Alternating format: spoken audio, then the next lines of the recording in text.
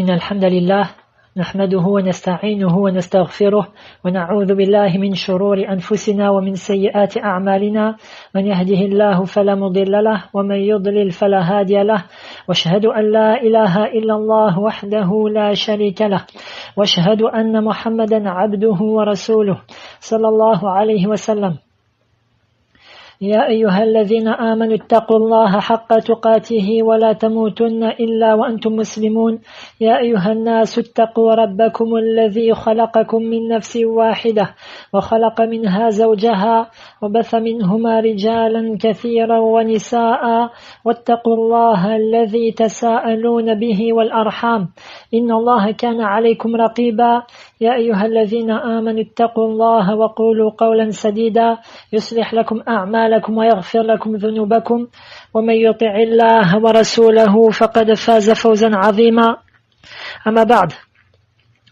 Nous continuons donc l'explication des 6 fondements et ceci est le cours numéro 2. Nous sommes arrivés, donc nous avons fini l'introduction de l'auteur rahimahullah et nous sommes arrivés à sa parole.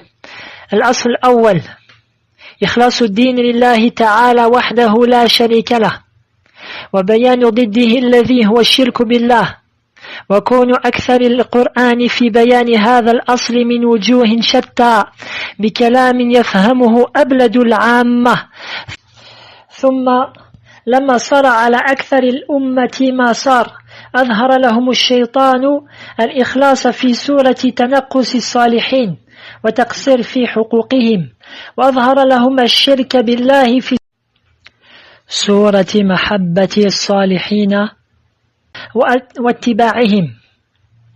Donc voilà pour la parole de l'auteur que je traduis.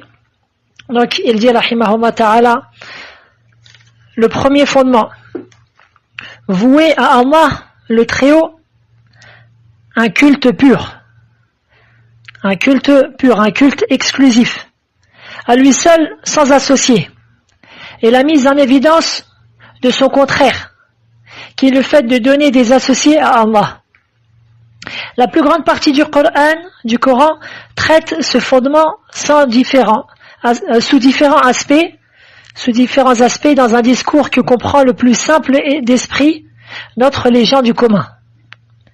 Et puis ensuite, après que la majorité de la communauté ait été touchée par ce qu'elle a été touchée, le diable a présenté le culte exclusif, c'est-à-dire la pureté du culte, sous l'image du manque de respect des vertueux et de l'enfreinte de leurs droits, et a présenté l'association, c'est-à-dire le polythéisme, sous l'image de l'amour des vertueux et de leurs adeptes.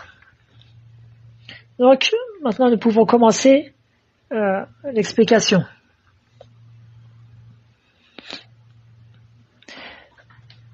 L'auteur dit donc, le premier fondement, vouer à Allah le Très-Haut un culte exclusif.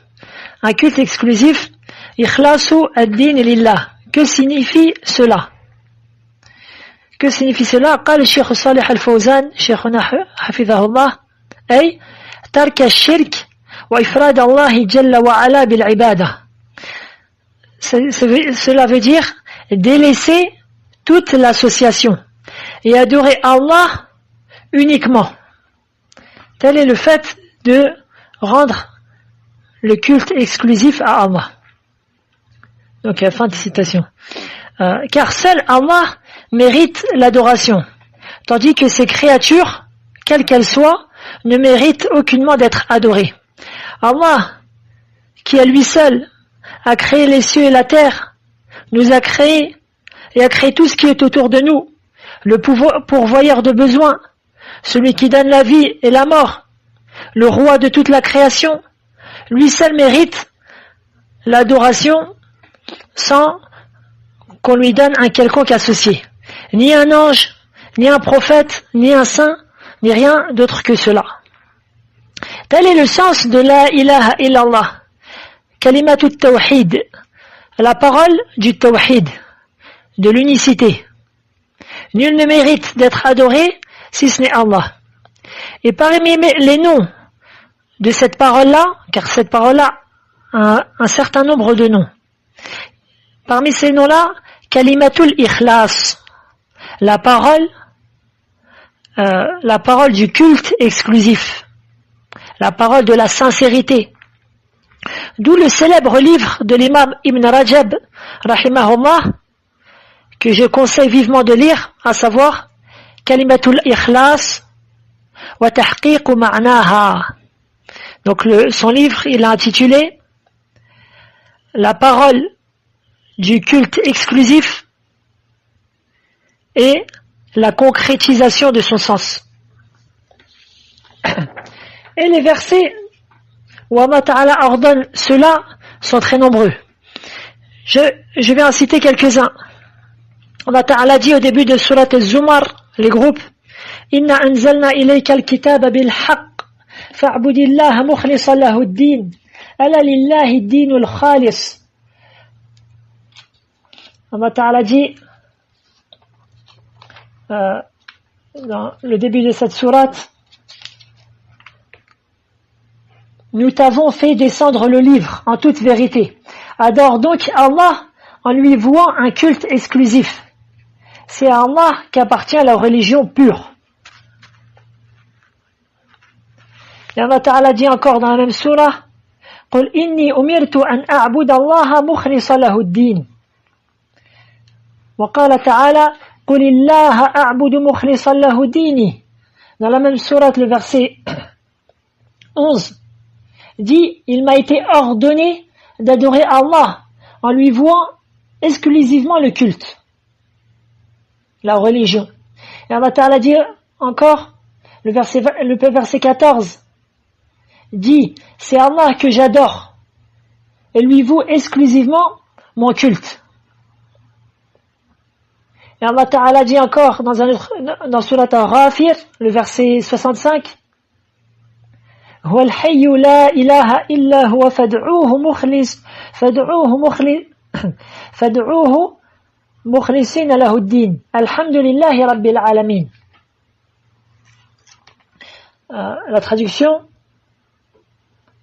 c'est lui le vivant, c'est-à-dire parmi les noms d'Allah, c'est Al-Hayy, le vivant. Point de divinité à part lui. Invoquez-le donc en lui vouant un culte exclusif. Louange à Allah, le Seigneur de l'univers. Et le dernier verset que je citerai, c'est celui que vous connaissez tous par cœur, Inch'Allah. قُلْهُ تَعَالَى وَمَا أُمِرُوا إِلَّا لِيَعْبُدُوا اللَّهَ مُخْلِصِينَ لَهُ الدِّينَ حُنَفَاءَ. Allah Ta'ala dit dans Surat Al-Bayyinah, le verset numéro 5, et il ne leur a été commandé cependant que d'adorer Allah en lui vouant un culte exclusif. En lui vouant un culte exclusif. Et ensuite la fin du verset, وَيُقِيمُ الصَّلَاةَ وَيُؤْتُ الزَّكَاةَ وَذَلِكَ دِينُ الْقَيِّمَةِ. Et le fait d'accomplir la prière et de donner la zakat, l'aumône légale. Et voilà la religion de droiture. Donc, voilà pour ce passage-là. Je continue. Ensuite, l'auteur dit, le premier fondement, vouer à Allah, le Très-Haut, un culte exclusif. À lui seul, sans associé. À lui seul, sans associé. Et la mise en évidence de son contraire, qui est le fait de donner des associés à Allah. Donc le contraire, c'est le fait de donner des associés à Allah. Et ça, et à ce propos-là, encore une fois, de très nombreux versets. قال الله تعالى فلا تجعلوا لله أندادا وأنتم تعلمون. Au début de Surat Al-Baqarah. Et donc ne donnez pas à Allah des égaux alors que vous savez. قال الله تعالى إن الشرك لظلم عظيم. Dans Surat Al-Luqman. Certes, l'association est une immense injustice. C'est-à-dire que c'est la pire des injustices. وقال تعالى إن الله لا يغفر أن يشرك به ويغفر ما دون ذلك لمن يشاء. Certes, Allah Ta'ala ne pardonne pas qu'on lui donne des associés. Il pardonne en dessous de cela à qui il veut. Dans Surat An-Nisa, dans 2 versets de Surat An-Nisa, les femmes. Donc, voilà. Mais qu'est-ce que l'association? قال الشيخ الإسلام ابن تيمية رحمه الله أصل الشرك أن تعدل بالله تعالى مخلوقاته في بعض ما يستحق وحده. Donc Cheikh al-Islam Ibn Taymiyyah donne pour définition de l'association: le fondement de l'association est que tu égales Allah le Très-Haut avec une de ses créatures dans une chose qui est spécifique à Allah seul. Fin de citation. Et donc, que ce soit dans l'adoration, dans la seigneurie, ou que ce soit dans l'adoration, dans la seigneurie d'Allah ou dans ses attributs, le fait de donner à Allah un égal dans ce qui lui est spécifique, dans l'adoration, dans sa seigneurie ou dans ses attributs. Par exemple, l'association, le shirk dans l'adoration, comme le fait de faire un vœu à autre qu'Allah,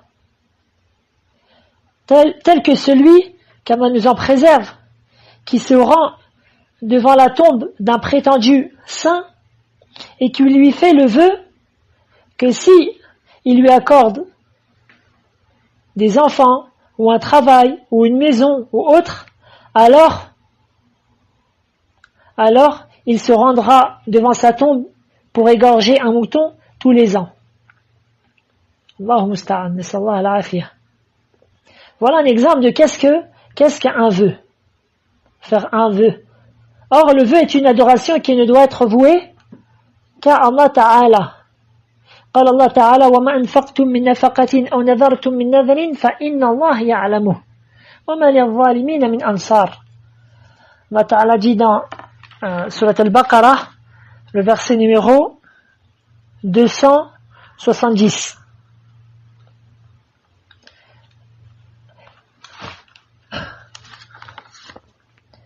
Quelles que soient les dépenses que vous faites ou le vœu que vous avez voué, Allah le sait parfaitement. Et pour les injustes, par de secoureurs. Et ainsi, celui qui fait un vœu pour autre qu'Allah, il fait partie des injustes. Qu'Allah nous en préserve. De même que le sacrifice est une adoration qui ne doit être vouée qu'à Allah Azza wa Jal. Allah Ta'ala dit: قل إن صلاتي ونسكي ومحياي ومماتي لله رب العالمين لا شريك له. Allah Ta'ala dit dans Surat Al-An'am, les bestiaux, le verset numéro 162 et 163, dit: en vérité, ma prière, قل إن صلاتي ونسكي أي ذبيحتي, et mon sacrifice, ma vie et ma mort appartiennent à Allah seul, à Allah, le Seigneur de l'univers, à lui seul, sans associé. Donc voilà pour cela. Ensuite, l'association dans la seigneurie d'Allah, que je donne un exemple, comme le fait qu'une personne ait la croyance, comme on le voit chez certains dévots, ils ont la croyance que les habitants des tombeaux peuvent les toucher par un bien ou les priver d'un bien ou les toucher par un mal. Je répète, ils ont pour croyance que si par exemple ils délaissent l'invocation d'un saint qui se trouve dans sa tombe et qu'il délaisse la visite et la vénération de celui-ci, alors ce saint-là est capable de le toucher d'un mal ou de le priver d'un bien. Or, parmi l'association dans la seigneurie et le fait de croire qu'un quelconque peut t'accorder un bien ou te préserver d'un mal sans la permission d'Allah. Le fait de croire que ce dernier peut faire cela de manière indépendante, sans la permission d'Allah. Allah Ta'ala dit: وَإِن يَمْسَسْكَ اللَّهُ بِضُرٍّ فَلَا كَاشِفَ لَهُ إِلَّا هُوَ وَإِن يُرِدْكَ بِخَيْرٍ فَلَا رَادَّ لِفَضْلِهِ يُصِيبُ بِهِ مَنْ يَشَاءُ مِنْ عِبَادِهِ وَهُوَ الْغَفُورُ الرَّحِيمُ. dans Surat Yunus, le verset numéro 108. À la dernière page, Allah Ta'ala dit: et si Allah fait qu'un mal te touche, nul ne peut l'écarter en dehors de lui. Et s'il te veut un bien, nul ne peut repousser sa grâce. Il en gratifie qui il veut parmi ses serviteurs, et c'est lui le pardonneur, le très miséricordieux. Et Allah Azza wa Jal, il dit aussi dans le début de surat Fatir: ما يفتح الله للناس من رحمة فلا ممسك لها وما يمسك فلا مرسل له من بعده وهو العزيز الحكيم. C'est le verset numéro 2. Allah Ta'ala dit: ce qu'Allah accorde en miséricorde aux gens, il n'est personne à pouvoir le retenir. C'est-à-dire, si Allah Ta'ala il a décidé qu'une chose, une miséricorde, un bien te touche, personne ne pourra t'en priver. Et ce qu'il retient, il n'est personne à le relâcher après lui. C'est-à-dire, si Allah Ta'ala il a décidé qu'une chose ne te touchera pas, un bien ne te touchera pas, alors personne ne pourra te l'accorder après lui. Et c'est lui le puissant, le sage. Et enfin, l'association dans les attributs est comme le fait de croire qu'un quelconque connaît l'invisible en dehors d'Allah. Le fait de croire qu'un quelconque connaît l'invisible en dehors d'Allah. Le fait de croire qu'une personne, qui qu'il soit, un devin, un voyant ou autre, est la science de l'invisible. Or, seul Allah possède la science de l'invisible. Allah Ta'ala dit dans Surat Al-An'am: وَعِنْدَهُ مَفَاتِحُ الْغَيْبِ لَا يَعْلَمُهَا إِلَّا هُ. Donc, le verset dans Surat Al-An'am, c'est le verset numéro 59. Allah Ta'ala dit: c'est lui qui détient les clés de l'inconnaissable, les clés de l'invisible. Nul autre que lui ne les connaît. Jusqu'à la fin du verset que vous pourrez retrouver. Allah Ta'ala dit ensuite, dans un autre verset, Surat An-Naml, les fourmis, le verset 65. قُلْ لَا يَعْلَمُ مَنْ فِي السَّمَاوَاتِ وَالْأَرْضِ الْغَيْبَ إِلَّا اللَّهُ وَمَا يَشْعُرُونَ أَيَّانَ يُبْعَثُونَ. Dis, personne ne connaît l'invisible des cieux et de la terre, si ce n'est Allah. Ils ne savent même pas quand est-ce qu'ils seront ressuscités. Ainsi, ni prophète, ni ange connaît l'invisible. Seul Allah a la science de cela. Et le fait de se rendre chez les voyants ou chez les devins pour qu'ils te signalent de ce qui t'arrivera soi-disant dans le futur, puis d'y croire, ceci est une forme de mécréance. Nas'alallah as-salamata wal afiyah. عن ابن مسعود رضي الله عنه أن رسول الله صلى الله عليه وسلم قال: من أتى كاهنا فصدقه بما يقول فقد كفر بما أنزل على محمد. Quiconque se rend chez un voyant et croit en ce qu'il a dit, il a mécru en ce qui a été révélé sur Mohammed. Et les savants du hadith ont divergé: est-ce que ce hadith est marfou', c'est-à-dire est-ce que c'est une parole du prophète sallallahu alayhi wa sallam, ou est-ce qu'il est mawqouf, c'est-à-dire est-ce que c'est une parole d'Ibn Mas'ud radiyallahu anhu, l'illustre compagnon. Quoi qu'il en soit, le musulman doit prendre garde en cela. Et pas doute que celui qui croit au voyant, il a renié les versets que j'ai précités, qu'ils ont été révélés sur le prophète sallallahu alayhi wa sallam.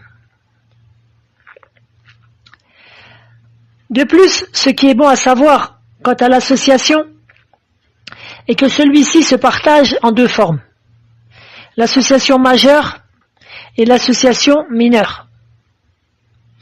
L'association majeure est celle qui fait disparaître la base de la foi. L'association majeure, ce qu'on appelle donc Ash-Shirk al-Akbar, est celle qui fait disparaître la base de la foi de la personne. Tels les exemples que j'ai précités. Tous les exemples que j'ai précités, si ce n'est celui qui approuve ce que dit le voyant. Certains savants voient que c'est de l'association majeure, d'autres voient que c'est de l'association mineure. Nous étudierons cela plus en détail, Inch'Allah, lorsqu'on étudierons Kitab al-Tawhid, le livre de l'unicité, Inch'Allah.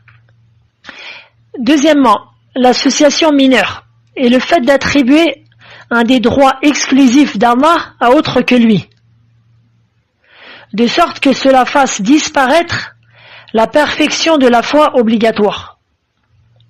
C'est-à-dire que la base de la foi reste malgré tout présente.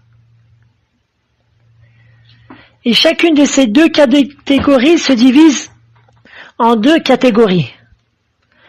Al-Jali et Al-Khafi. L'apparent et le caché. J'explique cela en détail avec des exemples. La première sorte, ce qu'on peut appeler 1-1, Al-Shirk al-Akbar al-Jali, l'association majeure qui est apparent, c'est-à-dire qui est visible, tel que demander le secours aux anges ou aux saints dans leur tombeau, ou de leur demander la protection, ou le fait de pratiquer la sorcellerie, as-sihr, en se rapprochant des diables par des actes de dévotion. Deuxièmement, ou ce que je peux appeler 1-2, Al-Shirk al-Akbar al-Khafi, l'association majeure qui est cachée, telle que la peur occulte, c'est-à-dire d'avoir peur que par exemple un mort ou un absent, tel que cheikh un tel dans un pays un tel, te porte dommage en te jetant un sort ou en te nuisant. Ceci fait partie de l'association majeure cachée, qu'on appelle la peur occulte. قال الله تعالى إنما ذلكم الشيطان يخوف أولياءه فلا تخافوهم وخافوني إن كنتم مؤمنين. Allah Ta'ala dit dans Surat Ali Imran, le verset 171.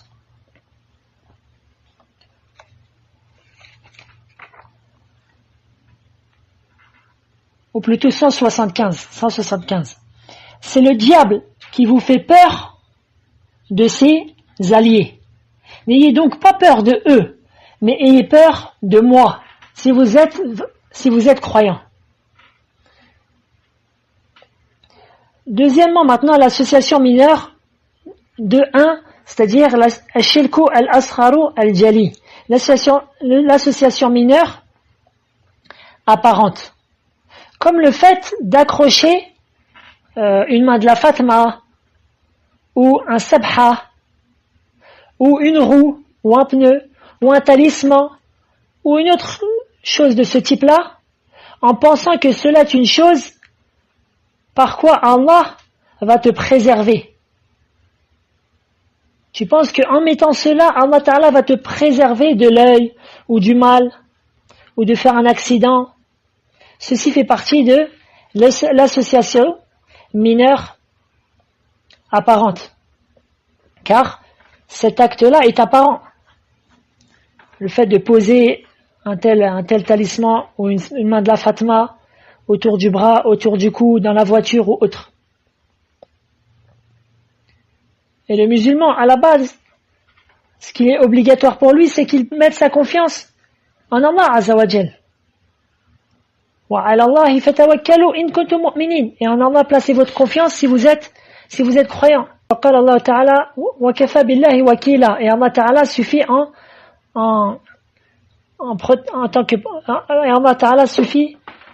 en protecteur. وعن عقبة بن عامر رضي الله عنه أن رسول الله صلى الله عليه وسلم قال من تعلق تميمة فقد أشرك. رواه أحمد وصححه الشيخ الألباني. Donc, le prophète sallallahu alayhi wa sallam dit dans ce hadith-là, qui est authentique, quiconque porte une amulette a commis acte de polythéisme.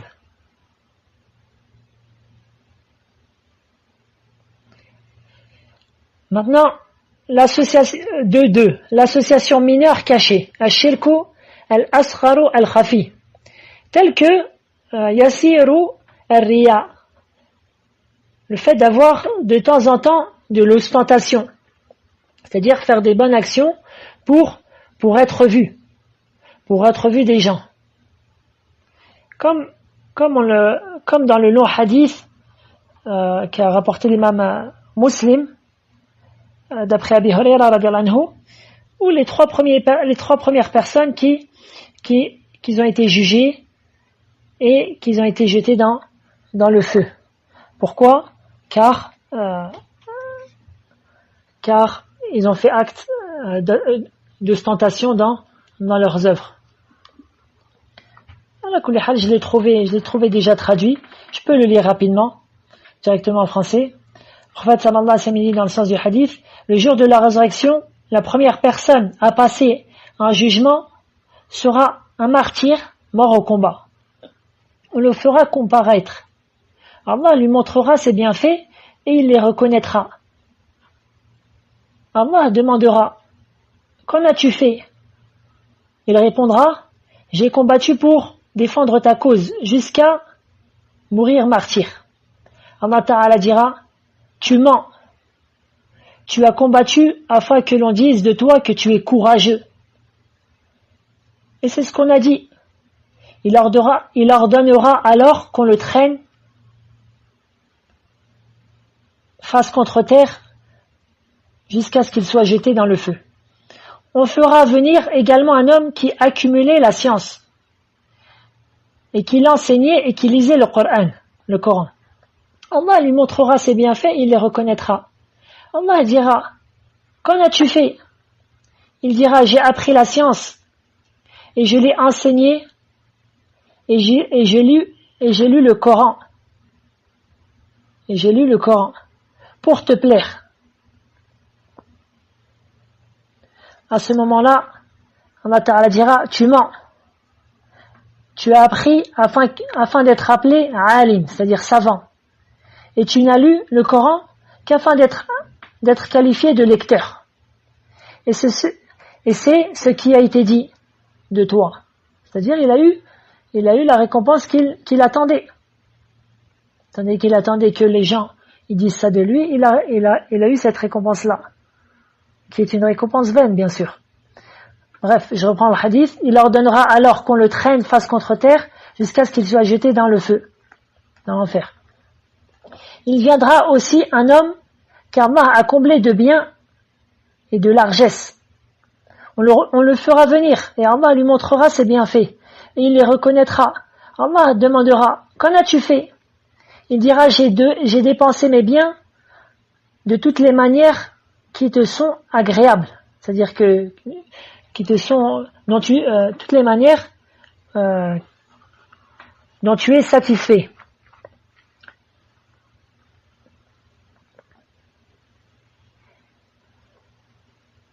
Et j'ai fait cela pour toi. Allah Ta'ala dira: tu mens, tu ne l'as fait que pour que l'on dise tu es un tel et généreux.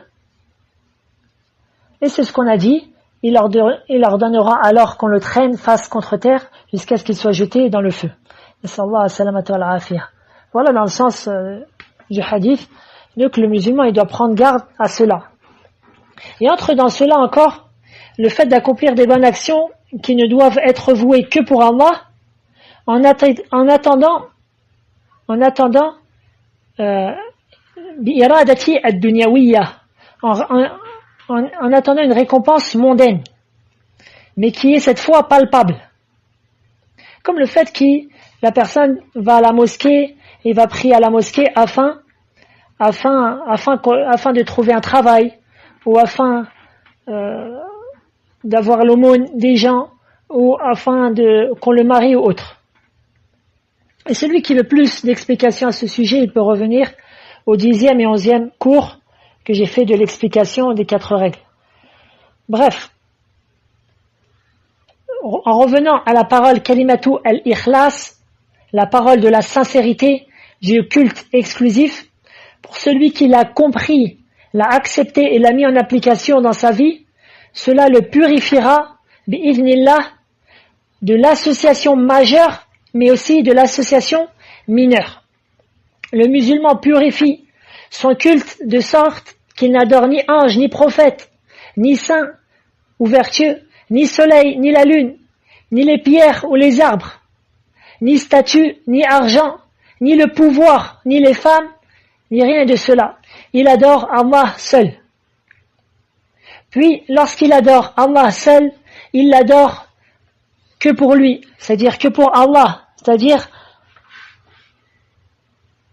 pour obtenir sa satisfaction et son paradis.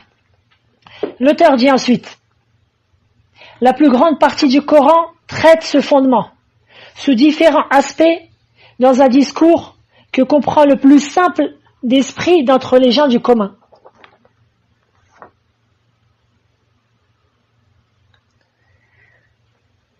قال ابن القيم رحمه الله تعالى إن كل آية في القرآن فهي متضمنة للتوحيد شاهدة به داعية إليه. Ibn al-Qayyim dit, tout verset dans le Coran comprend le tawhid, l'unicité d'Allah. Elle est témoin de celui-ci et appelle à lui, c'est-à-dire appelle au tawhid. Tous les versets dans le Coran. Et ensuite, pour traduire mot par mot la parole la continuation de la parole d'Ibn al-Qayyim, la compréhension de cette parole-là risque d'être un peu compliquée pour certains. Mais Cheikh Salah al-Fawzan, il a résumé la parole d'Ibn al-Qayyim. Donc je traduis directement le résumé. Ibn al-Qayyim dit, dans le sens, le Coran tout entier a pour sujet le tawhid. Car il est soit l'ordre de l'adoration d'Allah et de délaisser l'association, soit la mise en évidence de la récompense des gens du tawhid et la punition des polythéistes, ceux qui ont délaissé le tawhid, ou soit sur les jugements qui tournent autour du halal ou du haram, et ceci fait partie des droits du tawhid, ou soit les récits des envoyés et de leur peuple, et ce qui est advenu entre eux, et ceci est la rétribution du tawhid et de l'association. Le Coran entier a pour sujet le tawhid du début à sa fin. De plus, donc fin de traduction, de plus, combien de versets on trouve les noms d'Allah Azza wa Jal, ses actes et ses attributs. Donc le Coran entier a pour sujet le tawhid. L'auteur dit ensuite, et puis ensuite, après que la majorité de la communauté ait été touchée par ce qu'elle a été touchée. قال شيخنا أحمد سيد الأسلان وفقه الله أي من فشو الجهل وعموم الجهالة. Donc qu'est-ce que la communauté, qu'est-ce qui est voulu, par quoi a été touchée la communauté? Elle a été touchée par l'expansion de l'ignorance. Par l'expansion de l'ignorance et sa généralisation. Allahu musta'an. Il n'y a pas de doute que ceci fait partie des plus grandes causes, l'ignorance qui fait tomber les gens dans l'association. وَلِذَا قِيلَ الْعِلْمُ نُورٌ وَالْجَهْلُ ظَلَامٌ. Comme il a été dit, la science est une lumière et l'ignorance est des ténèbres. L'auteur dit ensuite, le diable, donc après cela, le diable a présenté le culte exclusif, la pureté du culte, sous l'image du manque de respect des vertueux et de l'enfreinte de leurs droits. Et a présenté l'association, c'est-à-dire le polythéisme, sous l'image de l'amour des vertueux et de leurs adeptes. Subhanallah. Qu'est-ce que les diables, parmi les hommes et les djinns, ont-ils innové afin d'éloigner les gens du tawhid, afin d'éloigner les gens de l'adoration d'Allah seul, de la chose pour laquelle ils ont été créés et dont les preuves sont plus claires que l'eau de roche. Avec quelle ambiguïté ils ont pu sortir les serviteurs d'Allah Azzawajal du monothéisme vers l'association. Ce que je veux dire par les serviteurs, beaucoup d'entre eux. Ils ont dit en premier lieu qu'il est obligatoire d'aimer et de respecter les vertueux. Le fait d'aimer et de respecter les vertueux. Et ceci est vrai. Ceci est vrai. Allah Ta'ala dit والمؤمنون والمؤمنات بعضهم أولياء بعض يأمرون بالمعروف وينهون عن المنكر ويقيمون الصلاة ويؤتون الزكاة ويطيعون الله ورسوله أولئك سيرحمهم الله إن الله عزيز حكيم. Le verset numéro 71 de Surat Tawbah, le repentir. Les croyants et les croyantes sont alliés les uns les autres. Et alliés, on a dit que al-walaya huwa al-hubb wa an-nasr, c'est-à-dire l'amour et le fait et le secours.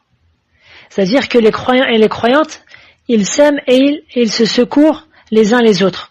Et ce qui est voulu par l'amour, c'est al-mahabbatu ad-dini, al-mahabbatu lillahi ta'ala, c'est-à-dire l'amour religieux, l'amour pour Allah Ta'ala. Ensuite, donc, dans le verset, ils commandent le convenable, interdisent le blâmable, accomplissent la salat, la prière, acquittent la zakat et obéissent à Allah et à son messager. Voilà ceux auxquels Allah fera miséricorde. Donc, à la base, ceci est vrai, on aime les vertueux, on aime les gens de bien. Mais ensuite, qu'est-ce qu'ils ont rajouté ces diables parmi les hommes parmi les hommes et les djinns. À savoir, ils ont dit, la seule manière de manifester cet amour, c'est le fait d'invoquer ces saints, de sacrifier pour eux, de faire des vœux pour eux, de demander leur protection, de demander leur aide, etc., etc. Et lorsque tu les appelles à l'unicité d'Allah Tabarak wa Ta'ala, en leur citant les versets et les hadiths, lorsque tu les appelles à n'adorer qu'Allah seul, alors, qu'est-ce qu'ils te disent? Ils te disent cette chose-là, c'est-à-dire le culte exclusif d'Allah, ceci n'est qu'un manque de respect envers les vertueux. Ceci est une enfreinte en leurs droits.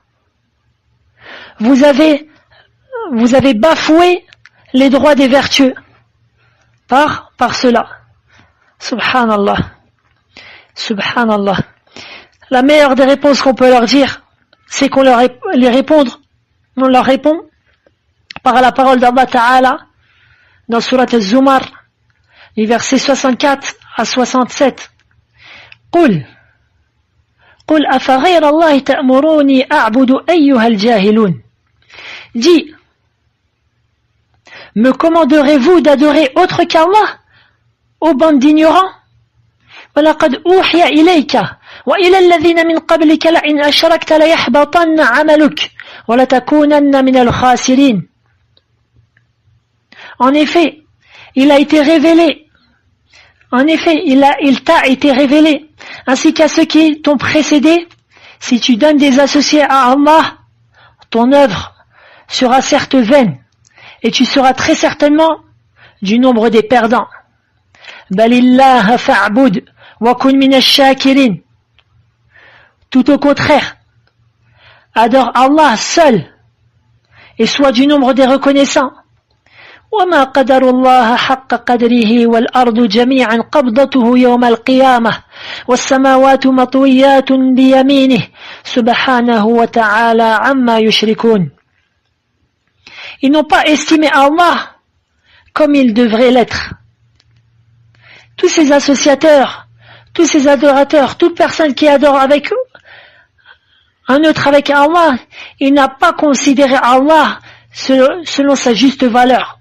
Il ne lui a pas donné son droit exclusif, le fait que seul lui mérite d'être adoré.